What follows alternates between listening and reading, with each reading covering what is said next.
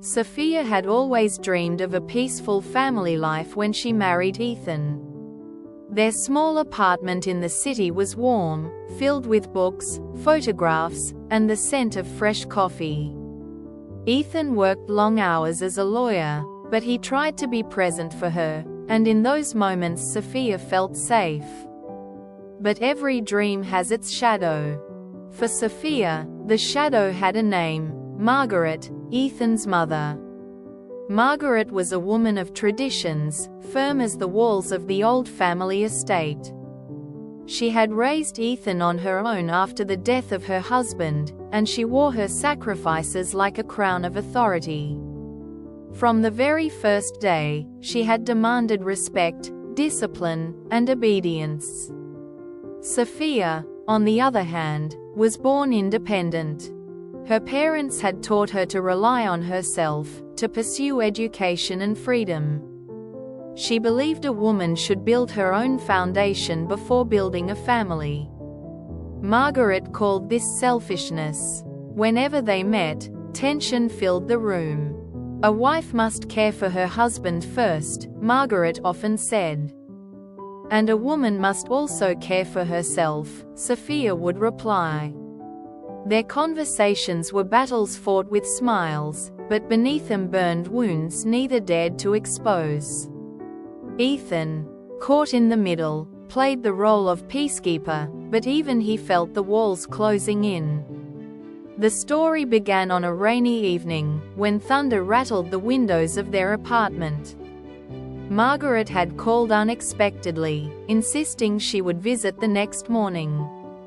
Ethan sighed. "Be patient with her," he whispered. "She means well, even if her way is hard." Sophia nodded, though her heart tightened. Margaret's visits always stirred storms. The next day, the storm outside had passed, but the storm inside had only begun. Margaret arrived in her long coat, carrying a small wooden box. She placed it on the table without a word. "This belonged to your husband's grandmother," she said, looking directly at Sophia. "Inside are things that matter to this family. You should know them if you want to be part of us." Sophia opened the box slowly. Inside were faded letters, a silver key, and a photograph of a young woman standing near a seaside cliff. Her eyes resembled Ethan's. "Who is she?" Sophia asked softly. Margaret's lips pressed together. For a moment, something like pain flickered across her face. "That," she said, "is a story I never meant to tell." And so began the unraveling of secrets that would pull Sophia and Margaret into a journey neither had imagined, one that would test loyalty, awaken passion, and reveal the hidden bond between two women who thought they could never understand each other. The wooden box haunted Sophia all night. While Ethan slept peacefully beside her, she lay awake, staring at the ceiling, hearing the rain whisper against the window. The photograph of the mysterious woman burned in her thoughts.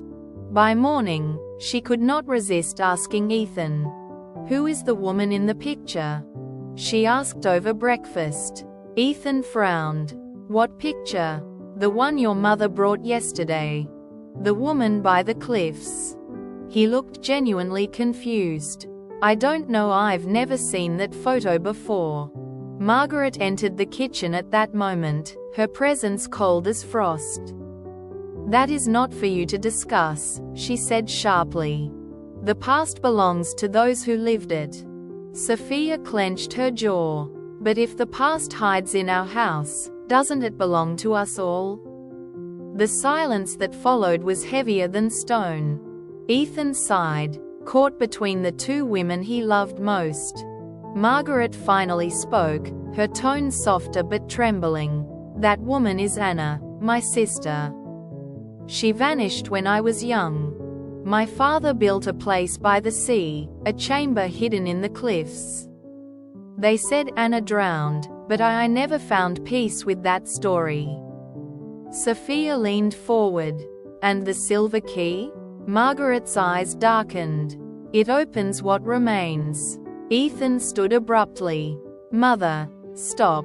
You can't keep digging into this. It's dangerous near those cliffs. But Margaret's expression was resolute. Dangerous or not, I must go. And Sophia, she hesitated. You must come with me.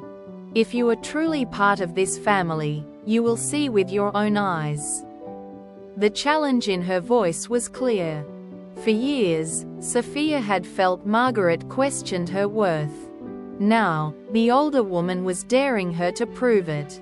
Sophia's heart raced. She wanted to refuse, to escape the weight of family secrets. Yet something inside whispered, if you don't follow this, you will never truly belong. I'll go, Sophia said quietly. That afternoon, clouds gathered again as the three of them drove along the coastal road. Waves thundered below, crashing against jagged rocks. The car smelled faintly of old leather and salt carried by the wind. Ethan gripped the wheel tightly, his knuckles pale, while Margaret sat straight-backed in the passenger seat, clutching the box as if it were a relic of faith. Sophia watched them both, caught between fear and fascination. She realized that this journey was not just about a key or a lost woman, it was about whether she and Margaret could ever find common ground. When the car turned a final corner, the cliffs appeared, vast and merciless, like ancient guardians. At their base, the dark mouth of a cave yawned open, waiting. Sophia shivered, feeling the weight of destiny settle upon her shoulders. The cave smelled of salt and ancient stone. The crash of waves outside echoed through the narrow passage as Sophia, Ethan, and Margaret stepped into the darkness. Margaret's lantern flickered, painting jagged shadows across the walls. Sophia's hand brushed the damp rock. The air was colder here, heavy with secrets. She felt her breath quicken. Stay close, Ethan whispered, holding Sophia's arm.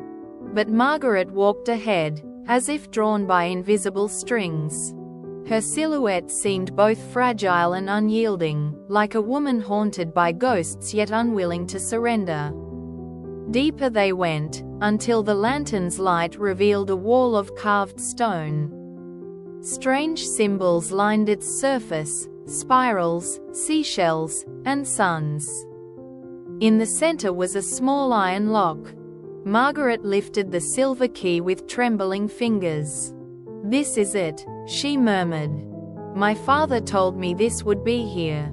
The key turned with a metallic groan. The wall shuddered, then slid open to reveal a staircase spiraling downward into the cliff's heart. Sophia hesitated. "Margaret, what if it collapses?" Margaret's eyes gleamed. "Then it will collapse on truth. I am ready for that." They descended, step after step, the air growing colder. At last they entered a chamber bathed in a ghostly glow, moonlight slipping through cracks in the rock above. At the center stood a pedestal, and upon it, a leather-bound journal. Margaret's breath caught. She reached for it, but Sophia gently touched her arm. "Wait. We don't know what's inside." Margaret shook her head and opened it anyway. Pages fluttered like wings. Written in faded ink, the words leapt into the silence. "To my sister Margaret, if you are reading this, I chose my path. I left not because of the sea, but because of love. I could not live the life chosen for me. Forgive me." Tears streaked Margaret's face. Her voice broke. She wasn't lost, she ran away. "All this time I blamed myself." Sophia felt a wave of compassion rise within her.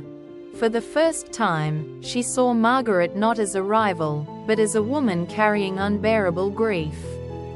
Ethan stepped forward, his eyes dark with sorrow. "Mother, you've carried this pain for decades. It's time to let it go. But Margaret clutched the journal to her chest. No, this is not the end. There's more. She left clues. She wanted to be found. Her hands flipped through more pages, and then stopped. Pressed between two sheets was a faded map, marked with a symbol of a seashell. Margaret lifted her head. This is only the beginning. Sophia shivered. She realized their journey had only just begun, and whatever lay ahead would bind her to Margaret in ways neither of them could yet understand. The sea roared louder as if angered by the secrets being unearthed. Outside, a storm had begun to build. Thunder rolled like drums of war. The cave trembled faintly, reminding them how fragile the ground beneath their feet truly was. Margaret clutched the map, her eyes shining with wild determination. This leads to the old lighthouse. That's where Anna wanted me to go. Sophia stepped closer. Margaret, we need to think. The storm is rising. If we rush into this, we could. Could what? Margaret snapped. Lose more time? I've already lost half my life to silence. I won't lose another moment. Her words cut deep, but Sophia refused to retreat. I understand your pain. But if Anna left, it was her choice. You can't keep tearing yourself apart for something you couldn't control. Margaret's face twisted with both rage and grief. For a heartbeat, Sophia thought the older woman might strike her. But instead, Margaret's shoulders sagged, her voice breaking. You think I don't know that? You think I haven't told myself those words every night? But knowing doesn't ease the emptiness. Ethan put a steady hand on his mother's arm. Let's go together. But carefully. They emerged from the cave into a night split by lightning. Rain lashed against their faces as they hurried toward the car. The coastal road was slick and treacherous, waves leaping so high they seemed eager to devour the cliffs themselves. The lighthouse loomed in the distance, its beam cutting through sheets of rain like a sword. By the time they arrived, the storm had grown into fury. The old iron door creaked as Ethan forced it open, and they stumbled inside, soaked to the bone. The air inside smelled of rust and seaweed. The spiral staircase groaned under their weight as they climbed, lantern light casting dizzying shadows on the walls. Halfway up, Sophia froze. She thought she heard footsteps above them. A whisper of movement, a shadow darting away. Did you hear that? She whispered. Ethan frowned. It's probably the wind. But Margaret shook her head. No, we're not alone. At the top, they found a small chamber. Dust lay thick, yet the journal pages scattered across the table were fresh, as though someone had just left. Beside them was a single candle, still warm, its flame recently snuffed. Sophia's pulse thundered. Someone was here. Margaret's eyes widened as she scanned the table. There was another letter, written in the same hand as Anna's journal. If you've followed me this far, you are closer than ever. The truth is near. But beware, the storm outside is nothing compared to the storm that truth will bring. Lightning flared, and thunder cracked so violently that the windows rattled. For a moment, the three of them stood in silence, listening not only to the storm outside but to the storm rising in their own hearts.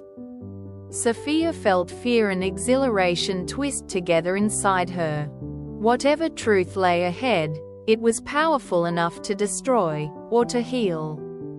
She looked at Margaret, and for the first time, she saw not just a mother-in-law, but a companion standing at the edge of the same abyss.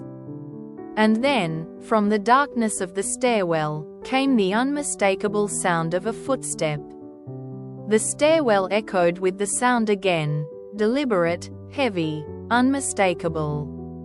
Sophia's breath caught in her throat. Ethan raised the lantern, its flickering light chasing shadows across the narrow steps. "Who's there?" he demanded. For a moment, silence. Then, from the darkness, a figure emerged. Cloaked in a tattered shawl, hair streaked with silver, eyes burning with a mixture of fear and defiance. Margaret gasped, the journal slipping from her hands. Anna the woman hesitated, her gaze darting between Margaret, Ethan, and Sophia. Her lips trembled, but when she spoke, her voice was steady. "So you found me." Sophia's mind spun. This was no ghost, no memory.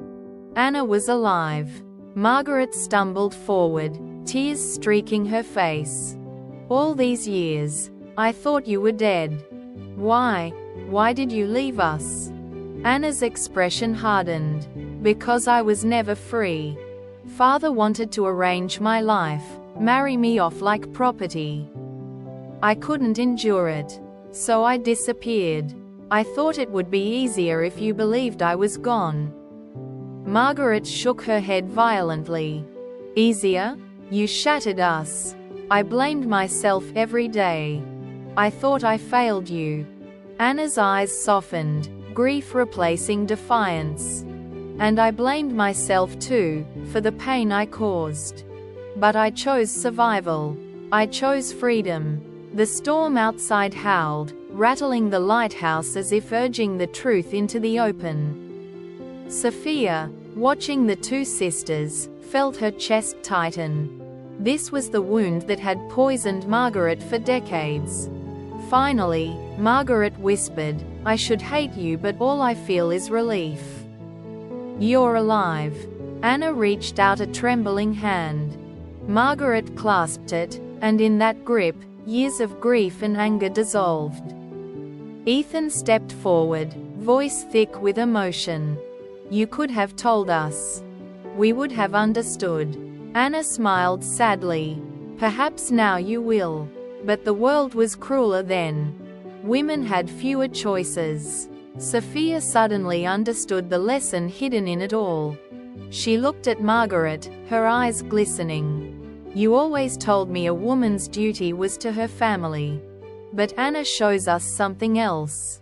Sometimes, a woman's duty is to herself." Margaret turned to Sophia, her face weary but softened. "Perhaps I was wrong. Perhaps both things can be true." The storm began to ease, thunder rolling farther away. Inside the lighthouse, 3 generations stood bound not by silence but by truth. Anna pressed the locket into Sophia's palm. "Keep it. Let it remind you that freedom and love must live together. If one is missing, the other dies." Sophia closed her fingers around it, feeling its weight, not as a burden, but as a promise. For the first time, she and Margaret shared a look not of rivalry, but of understanding. The hidden bond between them had finally been revealed. As dawn broke, painting the sea in gold, Sophia knew their lives would never be the same. The storm had passed, but its memory would forever shape the love, loyalty, and courage they carried forward.